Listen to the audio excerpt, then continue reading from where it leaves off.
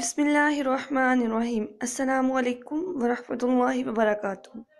آج آپ کو اقلاب کے قاعدے کے بارے میں بتایا جائے گا۔ تجوید کا یہ جو سب سے خاص قاعدہ ہے، ناظرین اس کو دیکھیں۔ اگر نون ساکن اور تنوین کے بعد با آ جائے تو اس کو میم سے بدل کر گنہ کر کے پڑھتے ہیں۔ دیکھیں نیچے اس کی مثال کیسی ہے، یعنی کہ نون ساکن کسے کہتے ہیں؟ نون کے اوپر جزم ہو اور دو زبر، دو زیر اور دو پیش کو تنوین کہتے ہیں، ٹھیک ہے۔ ان کے بعد اگر کسی حرف پہ با آ جائے، جب ہم موسٹلی دیکھتے ہیں قرآن پاک میں کچھ حرف کے اوپر چھوٹا سا با آتا ہے، تو یہ جو با آ جائے تو اس کو ہم کیا کریں گے؟ اس کو میم سے بدل کر گنہ کے ساتھ پڑھتے ہیں، ٹھیک ہے۔